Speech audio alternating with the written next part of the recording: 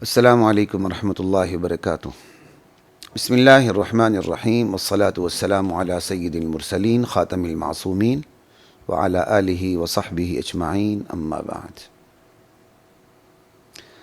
رمضان نشریات کے ساتھ خلیق الرحمن آپ سے مخاطب ہیں۔ ہمارے 2 سپارے مکمل ہو چکے ہیں اور اب ہم تیسرے سپارے کی طرف گامزن ہیں۔ تیسرے سپارے کی جو پہلی آیات ہیں، تلک الرسل فضلنا بعضهم علی بعض، یہ دراصل گزشتہ جو رکوع ہے، دوسرے سپارے کا آخری رکوع، یہ اس کا بقایا حصہ ہے۔ ایک آیت بنتی ہے، آیت نمبر 253۔ اس پہ تھوڑی سی بات کر لیتے ہیں، پھر اگلے رکوع کی طرف چلتے ہیں۔ یہ رکوع نمبر بنتا ہے 33، جس پہ ہماری بات ہو چکی تھی دوسرے سپارے میں، لیکن رکوع نمبر 33 کی اس آیت میں بات ہماری نہیں ہوئی۔ تو رکوع نمبر 33 کی جو یہ آیت ہے 253 سورہ بقرہ کی، اس میں جو حقیقت بیان کی گئی وہ آپ سن لیں۔ اللہ تعالیٰ پہلی بات یہ کرتے ہیں، تلک الرسول فضلنا بعضهم علی بعض، کہ میرے وہ رسول، میرے نمائندے، میرے نبی جو میں نے اس دنیا میں اتارے، میں نے ان کو ایک دوسرے پر فضیلت عطا کی ہوئی ہے۔ کوئی رسول کسی رسول سے فضیلت میں بڑا ہوا ہے، ایک رسول دوسرے رسول سے کسی خاص صفت میں بڑا ہوا ہے۔ تلک الرسل فضلنا بعضهم علی بعض، وہ تمام رسول جو ہدایت لے کر آئے، اللہ کہتے ہیں میں نے ان میں سے ایک کو دوسرے پر فضیلت عطا کر رکھی ہے۔ اچھا، منہم من کلم اللہ، ان رسولوں میں سے تو ایسے بھی ہیں جن سے براہ راست اللہ نے گفتگو فرمائی ہے، جیسے موسیٰ علیہ السلام، اللہ نے براہ راست ان سے بات کی ہے، یہ ایک مثال کافی ہے۔ ورفع بعضهم درجات، کچھ رسول ایسے ہیں انہیں کسی اور وجہ سے اللہ تعالیٰ نے دوسروں رسولوں پر فضیلت دی ہے۔ آپ معجزات ہی کو دیکھ لیں، اگر ایک نبی کو ایک قسم کا معجزہ ملا ہے تو دوسرے نبی کو وہ نہیں ملا۔ ہمارے نبی امام الانبیاء ہیں، اس کے باوجود ان کو مردہ زندہ کرنے کا معجزہ نہیں ملا۔ مردہ زندہ کرنے کا معجزہ عیسیٰ علیہ السلام کے پاس تھا۔ تو ورفع بعضهم درجات، کہ ایک رسول کو دوسرے رسول پر فضیلت جو ہوتی ہے اللہ کسی اور وجہ سے بھی دیتے ہیں، جیسے ہمارے رسول پورے عالم کے لیے رسول بنا کے بھیجے گئے، یہ فضیلت تمام انبیاء پر ہمارے رسول کریم صلی اللہ علیہ وسلم کی۔ وَآتَيْنَا عِيسَى ابْنَ مَرْيَمَ الْبَيِّنَاتِ وَأَيَّدْنَاهُ بِالرُّوحِ الْقُدُسِ۔ ایک تو یہ بات ہوئی نا کہ رسول کو رسول پر فضیلت ہوتی ہے، ایک۔ اچھا جی، اور دوسری بات یہ، رسول جو ہدایت لے کر آتے ہیں دنیا میں، اس ہدایت میں من جانب اللہ جبر نہیں ہوتا، اختیار ہوتا۔ اللہ تعالیٰ نے جو اپنے نمائندے بھیجے ہیں دنیا میں،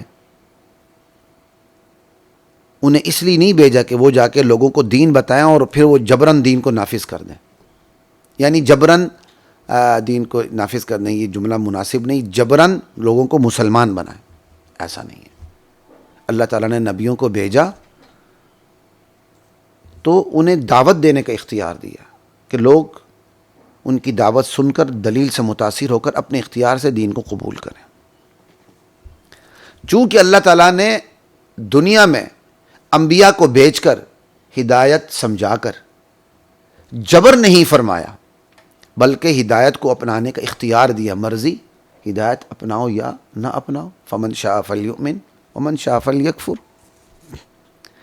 اسی اختیار کی وجہ سے لوگوں میں اختلاف ہوا، اور اسی اختلاف کی وجہ سے لوگ آپس میں لڑ پڑے۔ اسی کے متعلق اللہ کہتے ہیں وَلَوْ شَاءَ اللَّهُ مَا اقْتَتَلُوا، اللہ چاہتا تو یہ آپس میں کبھی بھی نہ لڑتے۔ لا الہ الا اللہ۔ اگر اللہ چاہتا رسولوں کو ہدایت دے کر بھیجتا اور پھر جبراً اپنے دین کو نافذ کرتا تو لوگ سارے کے سارے ایک ہی دین پر، جبراً ان پر دین کو نافذ کرتا کہ وہ چاروں نہ چار اس کو قبول کرنے پر مجبور ہوتے، تو لوگوں میں اختلاف ہوتا ہی نہ، وہ تا قیامت ایک ہی دین پہ رہتے۔ اللہ نے ایسا نہیں کیا، یہی مطلب ہے وَلَوْ شَاءَ اللَّهُ مَا اقْتَتَلُوا۔ اللہ چاہتا تو یہ آپس میں نہ لڑتے، اللہ اختیار کو ختم کر دیتا، جبراً ان پر دین ہی کو نافذ کر دیتا، تو وہ اپنے اختیار سے کفر کو اختیار ہی نہ کر سکتے، برے اعمال کر ہی نہ سکتے، فرشتوں کی طرح سارے آپس میں متفق ہوتے۔ اللہ اکبر۔ لیکن ایسا نہیں ہوا، بلکہ ہوا یوں، انبیاء آئے، انہوں نے دلائل اور براہین سے دین کو بیان کیا اور پھر لوگوں کے اندر اختلاف ہوا اس دین کو قبول کرنے میں. اختلاف کے بعد آپس میں ان کا اختتال بھی ہوا, لڑے آپس میں, ٹھیک ہے, آپس میں وہ لڑ پڑے. تو یہاں اللہ تعالیٰ نے یہ حقیقت بیان کر دی کہ میں نے اپنے دین کو دنیا پر جبراً مسلط نہیں کیا, میں چاہتا تو کر سکتا تھا. نبیوں کو بھیجا, نبیوں نے تعلیم دی, لوگوں نے اختلاف کیا. اس کا یہ مطلب نہیں کہ میں بے بس ہو چکا ہوں, بلکہ میری حکمت کا تقاضا یہی کہ میں لوگوں کو اختیار دوں. میری بے بسی نہیں ہے اس میں. ولیکن اللہ یفعل ما یرید. یہ ہے جی آیت نمبر 253 کا مغز اور خلاصہ جو میں نے آپ کے سامنے رکھ دیا. اب چلتے ہیں سورہ بقرہ کے رکوع نمبر 34 کی طرف, جو آیات ہیں 254 سے 257 تک. اس میں پہلی بات یہ کہی گئی, لوگو اللہ کے راستے میں خرچ کرو. یا ایھا الذین آمنوا انفقوا مما رزقناکم, ہم نے جو دیا اس میں سے خرچ کرو. میں کتنی دفعہ آپ کو بتاؤں, اللہ بار بار کہتے ہیں انفقوا انفقوا انفقوا انفقوا, اور ہم کہتے ہیں نہیں, ہم نے ایک دفعہ کہہ دیا ٹھیک ہے خرچ کرتے ہیں تو کریں, نہ کرے تو نہ کریں. ہم کہتے ہیں میں خود خرچ کر سکتا ہوں, میں کسی اور کو نہ کہوں, یہ میری ایگو کا مسئلہ ہے. یہ قرآنی تعلیمات کے بالکل برخلاف رویہ ہے, کہنے والوں کا بھی دینے والوں کا بھی. تو خرچ کرنے کی تاکید ہے. ایک رکوع نمبر 34 254 تا 257 آیات بقرہ میں. اور دوسری بات اس کے اندر آیت الکرسی ہے, اس میں اللہ کا تعارف بیان ہوا ہے. واللہ, جس کے سوا کوئی معبود نہیں, کوئی مطاع نہیں, ہمیشہ زندہ رہنے والا, دوسروں کو بھی قائم رکھنے والا, الحی القیوم, اور جسے اونگ بھی نہ اونگ آتی نہ نیند آتی, لا تأخذہ سنۃ ولا نوم, جو کچھ آسمان و زمین میں سب اس کی ملکیت ہے. لہو ما فی السماوات و ما فی الارض, کون ہے جو اس کی بارگاہ میں سفارش کی جرت کر سکے جب تک کہ وہ اجازت نہ دے. جب اجازت دیں گے تو اللہ کی مرضی کے مطابق سفارش ہوگی. من ذا الذی یشفع عندہ الا باذنہ یعلم ما بین ایدیہم وما خلفہم. اللہ آگا پیچھا سب جانتا ہے, لوگ کچھ بھی نہیں جانتے, لوگ اتنا ہی جانتے ہیں جتنا اللہ ان کو علم دے. اللہ کے علم کے احاطہ ممکن نہیں ہے, اللہ کے علم کا احاطہ ذرے میں بھی ممکن نہیں ہے. ولا یحیطون بشیء من علمہ الا بما شاء وسع کرسیہ السماوات والارض. اس کی کرسی آسمان و زمین کو گھیرے ہوئے ہے. اللہ اکبر. اور آسمان و زمین کی حفاظت اسے تھکاتی نہیں ہے. ولا یؤودہ حفظہما وہو العلی العظیم. یہ اللہ کی صفات اختصار کے ساتھ میں نے آپ کو بیان کر دی. ٹھیک ہے, دوسری بات. تیسری بات اسی کے اندر لا اکراہ فی الدین, جس پہ ہم بات کر چکے ہیں آیت کے شروع میں. جبر نہیں ہے, دین میں جبر نہیں ہے, بلکہ ہدایت اور ضلالت کو بالکل واضح کر دیا گیا. اب اختیار دیا گیا, فمن شاء فلیؤمن ومن شاء فلیکفر. اللہ نے دین کو بالکل واضح کر دیا, اور کفر کی کوشش ہے یہ دین غبار آلود ہو جائے. اسی وجہ سے کفر منافقین کو ہمیشہ انجیکٹ کرتا ہے مسلم معاشرے میں. اسی وجہ سے عالم کفر ہمیشہ منافقین کی پشت پناہی کرتا ہے. کیوں؟ کھلے دشمن سے لڑنا آسان ہے, لیکن وہ دشمن جو آپ کا بھائی بن کر, آپ کا اپنا بن کر, آپ کا کلمہ پڑھ کر آپ کے اندر گھس جائے, اس سے لڑنا مشکل ہو جاتا ہے, بلکہ اس کے نظریات سے بچنا بھی مشکل ہو جاتا ہے. یہ منافقین صلح کے رنگ میں جنگ کرتے ہیں, اور ان میں سرفہرست منافقین دشمنان صحابہ ہیں, جو ہیں زندیق اور مرتد. اسلام سے ان کا دور دور تک کوئی تعلق نہیں. یہ یہودیوں کا اسلامی ایڈیشن ہے.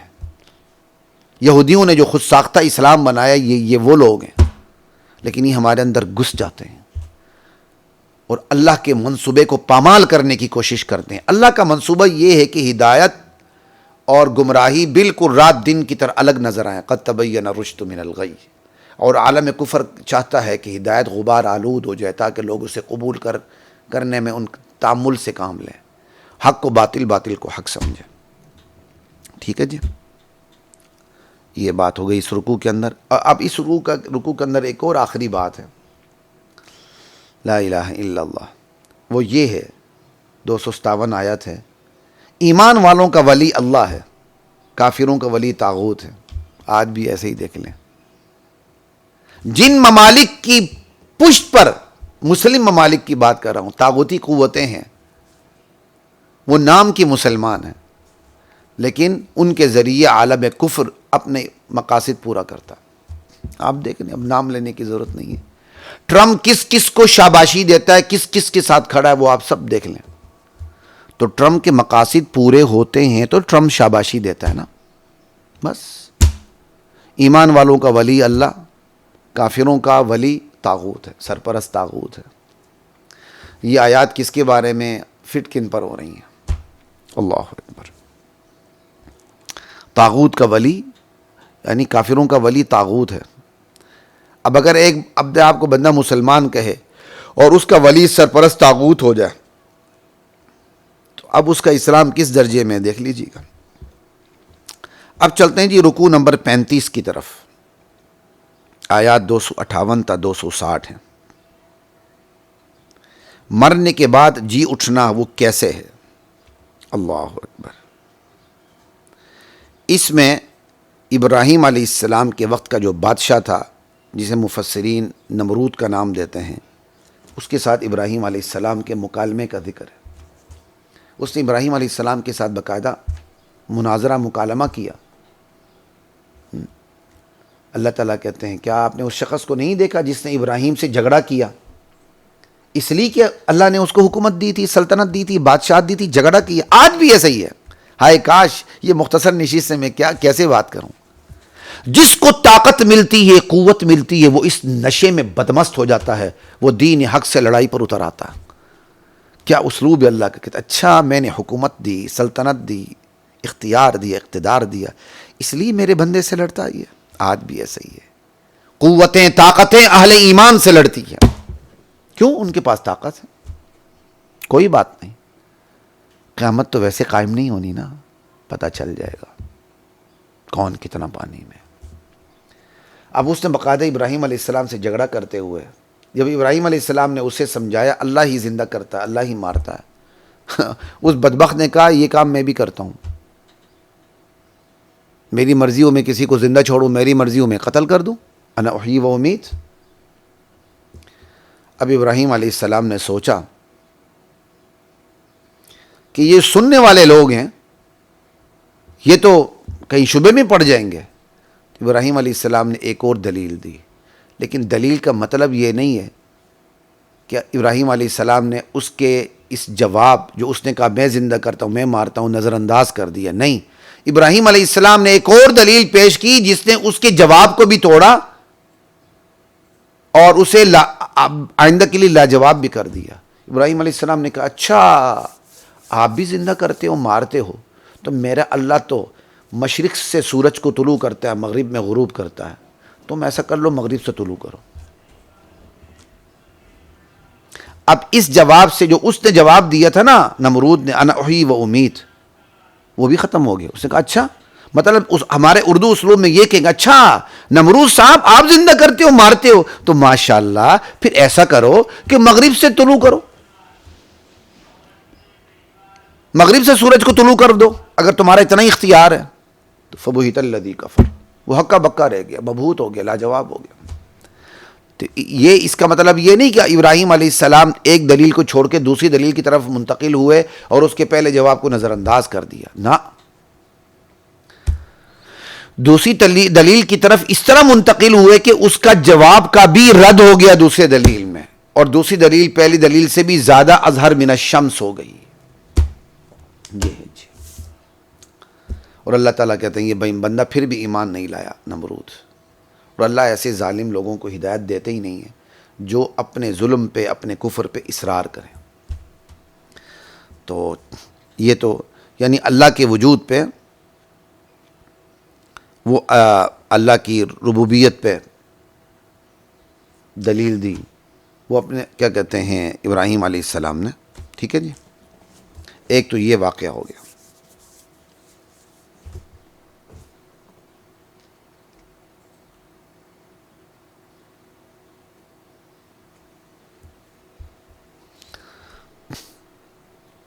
اب دوسرا واقعہ ابراہیم علیہ السلام، دوسرا واقعہ جو ہے وہ یہ ہے، یہ مرنے کے بعد جی اٹھنے پہ دلیل دوسرا واقعہ بن رہا ہے کہ ایک شخصیت ہستی گزری جس کو بعض مفسرین عزیر علیہ السلام سے تعبیر کرتے ہیں، او کالذی مر علی قریۃ وہی خاویۃ علی عروشہا. ایک بزرگ ہستی کا ایک بستی سے گزر ہوا. وہ بستی ویران تھی. ان کے ذہن میں تعجب کے طور پر یہ بات آئی، اللہ تعالیٰ اس بستی کو کیسے زندہ کرے گا؟ اب ان کا مطلب یہ نہیں تھا کہ اللہ زندہ نہیں کر سکتا، تعجباً ایک بات ہے، اللہ کیسے زندہ کرے گا اس ویران بستی کو؟ اللہ تعالیٰ نے، چونکہ وہ بزرگ ہستی اس قدر بلند سطح کی مالک ہستی تھی، اللہ تعالیٰ نے ان پر موت طاری کر دی. 100 سال تک. 100 سال کے بعد اٹھایا، کہا کتنے دن کتنا وقت آپ کیا کہتے ہیں یہاں رہے ہو؟ ان کا ایک دن یا دن کا کچھ حصہ میں رہا ہوں. اللہ تعالیٰ نے کہا میں نے تمہیں 100 سال موت دی تھی، یہاں 100 سال یہاں رہے ہو. تو یعنی انہوں نے جو تعجب کیا تھا کہ اللہ تعالیٰ اس ویران بستی کو کیسے دوبارہ زندہ کریں گے. سمجھ آئی؟ انا یحیی ہذہ اللہ بعد موتہا. اللہ تعالیٰ نے خود ان کو موت دے کر ان کو مشاہدہ کروا دیا، کہ یوں میں زندہ کروں گا. اور چونکہ وہ سفر پہ تھے، سفر ضروری نہیں کہ جیسے ہم کہتے ہیں کوئی شرعی سفر ہو، بہرحال اپنے اس وقت کی جو سواری تھی کھوتے وہ بھی تھا، ان کے ساتھ ان کا کھانا بھی تھا. تو کھانا جلدی خراب ہوتا ہے نا، جانور تو جلدی نہیں مرتا. تو کہا کھانے کو دیکھو، جو چند گھنٹوں بعد سڑ جاتا ہے وہ کھانا بالکل تر و تازہ، اور جو گدھا ہے وہ بوسیدہ ہو چکا تھا. وہ کہا اب دیکھو ہم اس گدھے کی ہڈیوں کو کیسے کھڑا کر کے اس پر گوشت اور اس کا چمڑا چڑھاتے ہیں. کیف ننشزھا ثم نکسوھا لحما. اچھا، انہوں نے کہا جی میں نے تو اپنی آنکھوں سے دیکھ لیا، اللہ ہر چیز پہ قادر ہے. یہ اللہ تعالیٰ مشاہدہ کروا دیتا. اسی قسم کا مشاہدہ ابراہیم علیہ السلام کے بارے میں. ابراہیم علیہ السلام نے اللہ سے کہا ربی ارینی کیف تحیی الموتى، یا اللہ میں دیکھنا چاہتا ہوں تو مردوں کو زندہ کیسے کرتا ہے. اللہ کو ابراہیم سے پیار بہت تھا. کہا اچھا تمہارا ایمان نہیں ہے؟ یہ ایک الزام المخاطب بما لا یلتزم، اس کو کہتے ہیں. انور شاہ کشمیری رحمۃ اللہ علیہ، یا موقع بات کرنے کا جو علماء ہے وہ سمجھتے ہیں. جہاں بے تکلفی ہوتی نا وہاں یہ انداز اختیار کیا جاتا. کہا تمہارا ایمان نہیں ہے؟ کہ یا اللہ میرا ایمان ہے، میں آنکھوں سے دیکھنا چاہتا ہوں، میں نے بھی آنکھوں سے دیکھا نہیں. کہ اچھا ابراہیم ایسا کر لے، 4 پرندے پال لے، ان کو اپنے ساتھ مانوس کر لے، پھر ان 4 پرندوں کو ذبح کر کے ان کے ٹکڑے ٹکڑے کر کے گوشت پوش آپس میں ملا دے. پھر اس کے بعد پہاڑوں پر یہ گوشت جو آپس میں مکس اپ ہوا ہے، اس کے ٹکڑے پہاڑوں پر رکھ دو، اس کے جز پہاڑوں پہ رکھ دو. پھر تم ان 4 پرندوں کو اپنی طرف بلاؤ، اور یہ 4 پرندے دوڑتے ہوئے تمہاری طرف آئیں گے. ہر ایک کا جز الگ الگ ہو کے پرپر بن کے زندہ سلامت دوبارہ تمہارے سامنے آئیں گے. ایسے ہی ہوا. یہ اللہ تعالیٰ مشاہدات کروا دیتے ہیں اپنے بندوں کو. اب نہیں ہوتے یہ مشاہدات. یہ سمجھ آئی بات؟ خضر علیہ السلام بھی فوت ہو گئے. کوئی جن ملتا ہے کسی کو، وہ کہتا میں مکے گیا تھا تو مجھے خضر ملے تھے. یہ ایسی خواہ مخواہ کی باتیں، متصوفانہ تصوف میں مبالغے کی باتیں. ان چیزوں کی کوئی حقیقت اور حیثیت نہیں ہے. ٹھیک ہے نا؟ لوگ اس طرح اپنی بزرگیاں بھی چمکاتے ہیں، اور جن کی نیت بزرگی چمکانے کی نہیں ہے وہ غلط فہمی کا شکار ہو جاتے ہیں. بہرحال آگے چلتے ہیں جی. یہ رکوع تھا، رکوع نمبر 35 258 سے 260. اب رکوع نمبر 36 کی طرف چلتے ہیں. آیات سورہ بقرہ کی 261 سے 266 تک ہے. اس میں پھر خرچ کرنے کی اللہ ترغیب دے رہے ہیں. اندازہ کر لیں وہی بات ہے. اور پھر خرچ کرنے میں اللہ کہہ رہے ہیں خرچ کرنا، خرچ میں دکھاوا نہیں کرنا، صرف میری رضا کے لیے خرچ کرنا. خرچ کرتے ہوئے جن پر خرچ کر رہے ہیں ان کی دل آزاری بھی نہیں کرنی، انہیں تانا بھی نہیں دینا، احسان بھی نہیں جتلانا. یہ ساری باتیں خرچ کرنے کے حوالے سے فرمائی ہیں اس رکوع نمبر 36 کے اندر. اس کی اتنی ہی بات کافی ہے. رکوع نمبر 37 کی طرف چلتے ہیں جی.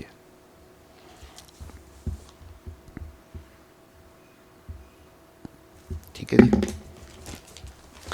اب اس میں بھی خرچ کرنے کی باتیں، رکوع نمبر 37 آیات 267 سے 273 تک ہیں. اس میں اللہ کہتے ہیں تم میری راہ میں خرچ کرو، لیکن میری راہ میں حرام مال خرچ نہیں کرنا، صرف حلال خرچ کرنا ہے. اور حلال میں بھی تم نے جو خرچ کرنا ہے نا، وہ بھی حلال طریقے سے تم نے لیا ہو. حلال مال کو حلال طریقے سے تم نے لیا ہو. حلال مال کو حرام طریقے سے لوگے تو وہ بھی میری راہ میں خرچ نہیں کرنا. اور تیسری بات، تم میری راہ میں جو تم خرچ کرو گے نا، وہ گھٹیا مال خرچ نہیں کرنا، ردی مال خرچ نہ کیا کرو. میری راہ میں اچھے سے اچھا مال دیا کرو. گھٹیا مال بھی دو گے تو قبول کر لوں گا، لیکن تمہیں کیا اجر ملے گا؟ میری راہ میں اچھا مال دیا کرو، اچھا مال. یہ سب میں نے آپ کو انفقوا من طیبات کے تحت بتا دی. ٹھیک ہے جی، ایک بات. اور دوسری بات اللہ تعالیٰ نے یہ بتا دی کہ لوگوں میرے بندوں سن لو، تمہارے صدقات دینے سے تمہارے مال میں کمی نہیں ہوگی، بلکہ انشاءاللہ میرا فیصلہ ہے کہ تمہارے صدقات دینے سے برکت پڑے گی. اللہ تعالیٰ صدقات دینے سے مال کو کمیت میں بھی بڑھاتے ہیں، کیفیت میں بھی بڑھاتے ہیں، مقدار میں بھی بڑھاتے ہیں، معیار میں بھی بڑھاتے ہیں. اس کی کوانٹٹی بھی بڑھ جاتی ہے، بعد میں اس کی کوالٹی بھی بڑھ جاتی ہے باقی مال میں. اللہ اکبر. صدقات سے برکت ہوتی ہے. جبکہ شیطان کام کیا کرتا ہے؟ الشیطان یعدکم الفقر. شیطان اچھا مال خرچ کرنے سے بندے کو روکتا ہے، بلکہ مال ہی خرچ کرنے سے بندے کو روکتا ہے کہ اوے تم اللہ کے راستے میں دو گے، تمہارے پاس اپنا مال کم پڑ جائے گا. وَيَأْمُرُكُمْ بِالْفَحْشَاءِ. اور دوسری طرف لوگوں کو بے حیائی کا حکم دیتا ہے. بے حیائی میں تو زیادہ مال خرچ ہوتا ہے. یعنی جب اللہ کی باری آتی ہے تو بندے کو ڈراتا ہے تو فقیر ہو جائے گا، اور جب شیطان اپنے راستے پہ خرچ کرنے کی ترغیب دیتا ہے، بندہ بے حیائی میں، زنا میں، بدکاری میں، موسیقی میں، مجرے میں، ڈانس میں خرچ کرنے کی ترغیب دیتا ہے. وہاں یہ نہیں کہتا کہ تو فقیر ہو جائے گا. سمجھے؟ وَيَأْمُرُكُمْ بِالْفَحْشَاءِ. اور اللہ کیا کہتے ہیں؟ واللہ یعیدکم منہ واللہ یعیدکم مغفرۃ منہ وفضلا. اللہ تعالیٰ مغفرت کا وعدہ کرتے ہیں، اور یہ بھی وعدہ کرتے ہیں کہ تمہارے مال میں اضافہ کر دوں گا. فضلا، اضافہ کر دوں گا. لا الہ الا اللہ. برکت ہو جائے گی. یہ بات بھی ہو گئی. اب تیسری بات کی طرف چلتے ہیں. اللہ تعالیٰ بھی یہ کہتے ہیں یؤتی الحکمۃ من یشاء. یہ میری راہ میں جو اچھا مال خرچ کرنے کی سمجھ ہے نا، اللہ کہتا ہے میں جسے چاہتا ہوں یہ سمجھ عطا کرتا ہوں. سنیں جن کے پاس مال ہیں، کان کھول کے سنیں ذرا. یؤتی الحکمۃ من یشاء. یہ سیاق و سباق کے تحت میں آپ کو سارا بتا رہا ہوں.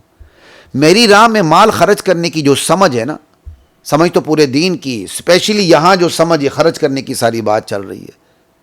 میری راہ میں جو مال خرچ کرنے اچھے سے اچھا مال کرنے کی جو سمجھ ہے نا، اللہ کہتے ہیں میں جسے چاہتا ہوں یہ سمجھ عطا کر دیتا ہوں. اور جسے یہ سمجھ مل جاتی ہے اسے بہت بڑی بھلائی مل جاتی ہے. اور یہ سمجھ کیا کہتے ہیں، جو سمجھ ملتی ہے یہ کس کو ملتی؟ عقل مندوں کو ملتی ہے. اس کا مطلب جو اللہ کے راستے میں خرچ نہیں کرتے، اچھا مال خرچ نہیں کرتے، سرے سے خرچ ہی نہیں کرتے ہیں، وہ تو ڈنگر ہیں. وہ اولو الالباب نہیں ہے قرآن کی نظر میں. وہ قرآن کی نظر میں اولو الالباب نہیں ہے. اللہ اکبر.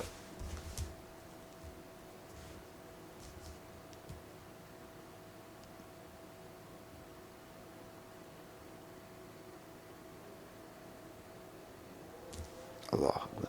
تو اللہ ہمیں یہ سمجھ عطا کرے کہ ہم اللہ کے راستے میں خرچ کرنے والے بنیں.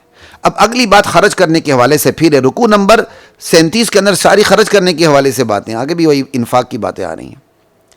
اب سوال یہ کہ ہم خرچ تو کریں، اعلانیہ خرچ کریں یا پوشیدہ خرچ کریں؟ اللہ کہ تو تمہاری مرضی. دونوں طریقے موجود ہیں. اگر تم اعلانیہ خرچ کرتے ہو تو یہ بھی بہتر ہے، کیونکہ یہ ترغیب ہے دوسروں کے لیے کہ وہ بھی خرچ کریں. اور اگر تم اسے پوشیدہ دیتے ہو، محتاجوں کو دیتے ہو، تو یہ تمہارے لیے اور بہتر ہے. اصل بات یہ ہے موقع محل کی بات ہے. جہاں موقع محل تقاضا کرے، وہاں جیسے تقاضا کرے ویسے ہی خرچ کرے. اگر موقع محل تقاضا یہ کرتا ہے کہ آپ اعلانیہ خرچ کریں تاکہ دوسروں کو ترغیب ہو، وہ بھی خرچ کرنے والے بنیں، وہ بھی ٹرسٹ کریں اور ان کی بھی ہمت پیدا ہو، حوصلہ پیدا ہو، تو وہاں پھر اعلانیہ خرچ کرنا چاہیے. اور جہاں موقع محل کا تقاضا یہ ہو کہ آپ اس کو پوشیدہ خرچ کریں، جیسے انڈیویجولی، انفرادی طور پر کسی کی آپ مدد کرتے ہیں، پوشیدہ کریں تاکہ ریاکاری کا عنصر سرے سے نہ ہو اور تاکہ محتاج کی جو ایگو ہو اس پر ضرب نہ لگے. کیا کمال کی بات ہے. اچھا جی, یہ بات بھی ہو گئی. اب اگلی بات ہے صدقات کے مستحق کون ہے.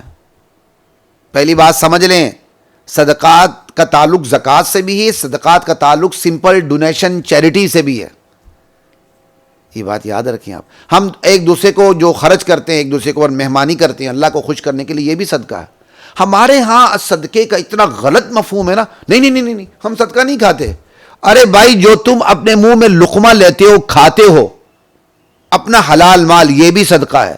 بیوی کے منہ میں جو تم لقمہ دیتے ہو یہ بھی صدقہ ہے. یہاں ہمارے معاشرے میں تبرک کی بہت بڑی قدر ہے. مزارات پہ جائیں گے, غیر اللہ کے نام پر شرکیہ مشرکانہ نیاز کھائیں گے, تبرک. میرے والد صاحب بڑے غصے میں آ کر را کو بہت موٹے طریقے سے پڑھتے تھے, تبرک, یہ تبرک سمجھ کے کھاتے ہیں. یہاں تبرک کی ساری کیا کہتے ہیں وہ قدر ہے. مشرکانہ مزارات پر جو غیر اللہ کے نام شرک کے نام پہ دیا جاتا ہے, بڑے بڑے امیر لوگ ہاتھ پھیلا کے تبرک سمجھ کے کھاتے ہیں. صدقہ نو ہم صدقہ نہیں کھاتے, ہم صدقہ خیرات نہیں کھاتے. شرم آنی چاہیے, کچھ اپنا شعور ٹھیک کریں. شرم آنی چاہیے. میں ان کو کہہ رہا ہوں جو سمجھنے کے باوجود نہیں سمجھتے, سننے کے باوجود نہیں سمجھتے. جنہوں نے آج تک یہ بات سمجھی نہیں, تو خیر میں ان کے لیے یہ نہیں کہہ سکتا. ان کو اپنے شعور کو بیدار کرنا چاہیے. ٹھیک ہے نا جی, وہ اپنے شعور کو بیدار کریں کہ انہوں نے صدقہ کو کتنا غلط سمجھ لیا ہے. صدقہ تو اللہ کہتے ہیں صدقات میرے راستے میں دو. جو زکوٰۃ کا مستحق ہے اسے زکوٰۃ دو, یہ بھی صدقہ ہے. جو زکوٰۃ کا مستحق نہیں ہے ویسے اس کی آپ نے مالی امداد کرنی ہے, یہ بھی صدقہ ہے. آپ نے کسی کی اچھی تنخواہ رکھنی ہے, یہ بھی ایک قسم کا صدقہ ہے. ایک دین کا کام کرتے ہیں آپ, اس کی ایک اچھی تنخواہ رکھ دیتے ہیں کہ یار یہ کسی کی طرف میلی نگاہ سے لالچ کی نگاہ سے نہ دیکھیں گے. ایک بندہ خود کفیل ہو کہ اپنا گزارا کرے, اپنا گزارا نہیں ہینڈ ٹو ماؤتھ, قوت لا یموت نہیں, بلکہ ایک معاشرے میں باعزت کیا کہتے ہیں بندہ بن کے چلے. اس کی تنخواہ عام لوگوں سے کم نہ ہو, یہ بھی صدقہ ہے بھائی. اور یہ صدقہ ہمارے معاشرے میں نہیں ہے. اب قرآن کی آیت سنیے اور سر دھنیے اور اپنے رویے پر غور کیجئے کہ دین کے کام کے لیے مصروف لوگوں کو ہم دیتے کیا ہیں, عام سمپل ڈونیشن, اور ان کی تنخواہ کیا دیتے ہیں. ہمارے ہاں تو تنخواہیں بھی نہیں ہیں. قرآن کی ذرا آیت پڑھیں. یہ اللہ کہتے ہیں یہ صدقہ, یہ خیرات, ان کا مستحق کون ہے. اللہ کہتے ہیں للفقراء الذین احصروا فی سبیل اللہ, یہ ان محتاجوں کے لیے جو اللہ کے راستے میں روک دیے گئے ہیں. دین کی مصروفیت کے اندر وہ اتنے بند ہو چکے ہیں کہ لا یستطیعون ضربا فی الارض, وہ زمین میں چل کر اپنی روزی روٹی کا بندوبست کر ہی نہیں سکتے. اب ایک عالم دین ہے, شیخ الحدیث ہے, شیخ القرآن ہے, ایک مدرس ہے, دن رات وہ مدرسے میں پڑھاتا ہے, بتائیں وہ کیسے چھوڑ کے جائے گا اپنے مسند کو. اسی طرح اصحاب صفہ, مفسرین نے یہاں مثال ہی اصحاب صفہ کی دی ہے, جو نبی علیہ السلام کے پاس بیٹھ کر دن رات دین کی تعلیم حاصل کرتے تھے. جہاد کے وقت وہ جہاد کرتے تھے. اور اصحاب صفہ وہاں چبوترا ہے جہاں آج بھی جا کے حاجی جب مدینے میں جاتے ہیں تو وہاں بیٹھنا سعادت سمجھتے ہیں. تو یہ کوئی کاروبار تو نہیں کرتے تھے, مدینے کے لوگ ان کا خیال کرتے تھے. یہاں کہا گیا یہ صدقہ ان محتاجوں کا خصوصیت سے حق ہے جو دین کی مصروفیت میں اتنے بند ہیں, مقید ہیں کہ وہ زمین میں پھر کر اپنی روزی روٹی کا بندوبست نہیں کر سکتے, لیکن مستغنی بھی اتنے ہیں, ان کی ماشاءاللہ کیا کہتے ہیں وہ مستغنی بھی اتنے ہیں کہ ان کو ایک ناواقف دیکھتا ہے تو وہ مالدار سمجھتا ہے کیونکہ یہ ہاتھ نہیں پھیلاتے. لیکن تم ان کے چہرے سے ان کو پہچان سکتے ہو, کیونکہ خوشحالی بھی بندے کے چہرے پر نظر آتی ہے, بدحالی بھی بندے کے چہرے پر نظر آتی ہے. یہ بات یاد رکھیے گا, تم ان کو چہرے سے پہچان سکتے ہو. یہ لپٹ کر کسی سے مانگتے نہیں ہیں, بھائی جو تم خرچ کرتے ہو اللہ خوب جانتا ہے. تو یہاں میں نے 2-3 باتیں آپ سے کرنی ہیں بس. ایک تو بات یہ ہے کہ جو دین کے کام میں مکمل طور پر مصروف ہیں انہیں باہر نکل کر وقت ہی نہیں ملتا, اور آج کل ان کی چھوٹی موٹی تنخواہیں ہیں. ایک عالم دین کی, ایک امام کی, خطیب کی کتنی تنخواہ ہوگی, اور وہ دین کے کام میں جھٹے بھی ہوئے ہیں. یہ نہیں کہ وہ لوگوں کی جیبوں پر نظر رکھتے ہیں یا مسجد کا پیسہ اکٹھا کر کے گاؤں میں اور شہروں میں پلاٹ لیتے پھرتے ہیں. یہ کام آپ کا ہے, آپ نے خود دیکھنا ہے. مدرسے کا مطلب ہر مدرسے میں دینا نہیں, مسجد کا مطلب ہر مسجد میں دینا نہیں. جس طرح آپ سبزی منڈی سے سبزی لیتے ہوئے اچھے برے کی تمیز کرتے ہیں, تو یہ اچھے برے کی تمیز اس سے زیادہ صدقہ دیتے ہوئے کریں گے. یہ صدقے کا مستحق بھی ہے کہ نہیں؟ اللہ کو خوش کرنے کے لیے جو کچھ دیتے ہیں وہ صدقہ ہے. صدقے کی تعریف آپ کو بتا رہا ہوں. اللہ کو خوش کرنے کے لیے جو کچھ آپ دیتے ہیں وہ صدقہ ہے. اگر وہ صدقہ اللہ تعالیٰ نے آپ پر لازم کر دیا, آپ نے دیا ہے سالانہ اپنے مال کے اوپر, مخصوص مال کے اوپر, وہ زکوٰۃ ہے. زمین کے اوپر وہ عشر ہے. یہ میں نے ایک بات ذہن میں آئی تو میں نے صدقے کی آپ کو تعریف کر دی. اور اللہ تعالیٰ نے آپ کو لازم نہیں کیا, آپ کی مرضی دو نہ دو, دو ثواب نہ دو گناہ نہیں, تو یہ صدقہ نافلہ ہے. اس میں دیکھنا چاہیے کہ آپ نے کس کو دینا ہے. تو معاشرے میں یہ دیکھیں ان لوگوں کو خود اللہ, یہ کیا کہتے ہیں, اللہ کی یہ جو قرآن کی آیت ہے 273, یہ خصوصیت سے اسی کے بارے میں. ان کو دیکھو جو دین کے کام میں بالکل جھتے ہوئے ہیں, مصروف ہیں, باہر نکل کے کچھ کر نہیں سکتے, ٹھیک ہے, مانگتے بھی کسی سے نہیں, ڈھونڈ کے ان کو جا کر صدقہ دو, نفلی صدقہ. اگر وہ زکوٰۃ کے مستحق ہے تو زکوٰۃ بھی دے دو. ایک تو یہ بات ہوگی. اور ہمارے معاشرے میں یہ نہیں ہے. ہمارے معاشرے میں پیشہ ور بیکاریوں کو دیتے ہیں, ہمارے معاشرے میں یتیم خانوں کو دے دیں گے, ہمارے معاشرے میں ہسپتالوں کو دے دیں گے, نہیں دے دیں گے. تو دین کی علمبردار جو دین میں مصروفیت کی وجہ سے کنگال ہوئے ہیں, لیکن غیرت میں آ کے کسی سے مانگتے نہیں, لوگ ان کو نہیں دیتے. ایک تو اس آیت کے تحت میں نے آپ کو توجہ دلانی تھی اس حوالے سے. اور دوسری توجہ یہ ہے کہ آج کل دین کے کام سے منسلک لوگوں کی تنخواہیں کتنی ہیں. بس یہ آپ دیکھیں, دین سے منسلک لوگوں کی تنخواہیں کتنی ہیں, نہ ہونے کے برابر ہے. ہائی کورٹ کے ادارے کا جو چپڑاسی تنخواہ لیتا ہے نا, وہ ہمارے مدرسے میں کسی شیخ الحدیث کی تنخواہ نہیں ہوگی. یہ میں آپ کو بتا رہا ہوں. یہ آپ اخبارات میں پڑھتے ہیں نا, تنخواہوں میں تفاوت ختم ہونا چاہیے, یہ ڈفرنس ختم ہونا چاہیے. وہ اللہ کے بندو, تنخواہوں کا یہ ڈفرنس کیا دینی اداروں میں ختم نہیں ہونا چاہیے؟ اب دینی اداروں میں تنخواہوں کا ڈفرنس کیسے ختم ہوگا؟ جب آپ دینی اداروں کی مالی معاونت کریں گے تبھی اور جبھی تو ختم ہوگا نا, اس سے پہلے تو ختم نہیں ہوگا.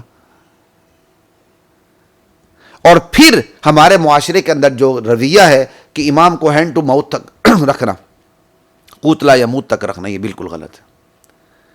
امام کی کوالیفیکیشن, اس کی قابلیت, اس کے علم و عمل کو دیکھ کر, اور مسجد کے وقار اور مسجد کی بستی والوں کو دیکھ کر, ان کی مالداری اور غریبی کو دیکھ کر امام اور خطیب کی تنخواہ کا فیصلہ ہونا چاہیے.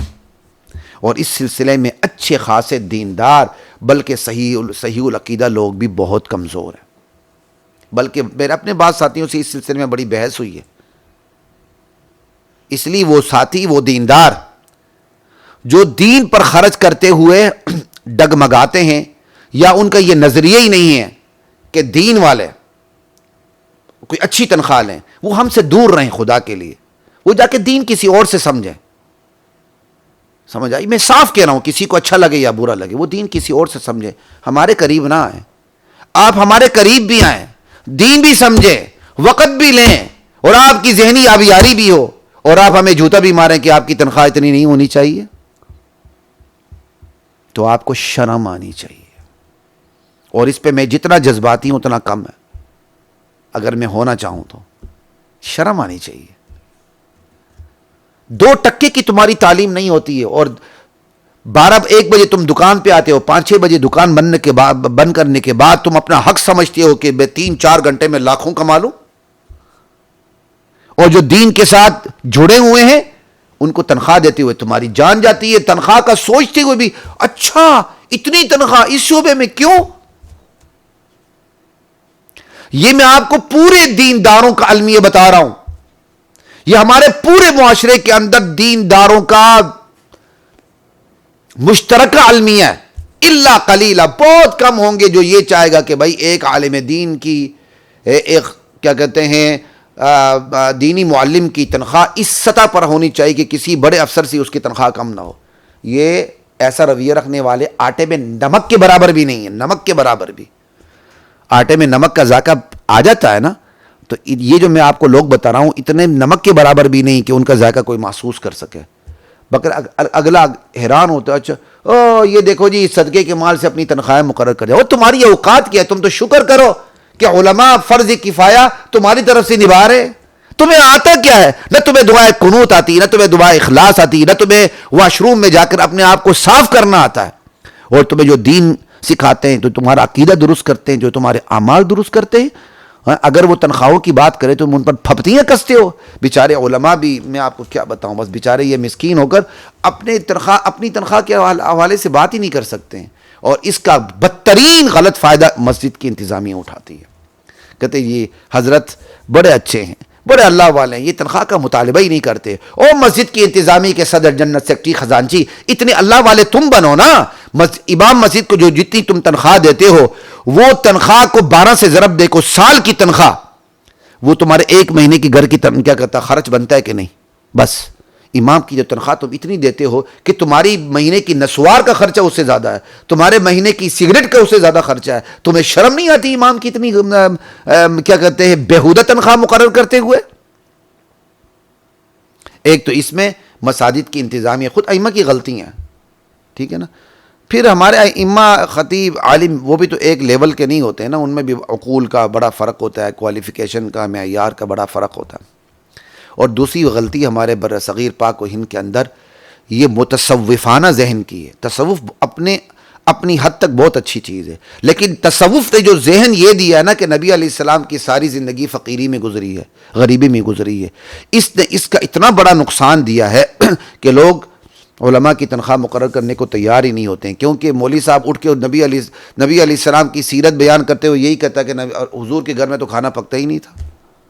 وہ کہتا پھر حضرت سب سے پہلے آپ خود اس پر عمل کریں، آپ کے گھر میں کھانا ہی نہیں پکنا چاہیے، بس ہینڈ ٹو ماؤتھ رہو. نبی علیہ السلام کی زندگی کا اتنا غلط رخ ہم نے لوگوں کے سامنے پیش کر دیا. کبھی آپ نے سوچا نبی علیہ السلام کو مال غنیمت میں سے کتنا حصہ ملتا تھا؟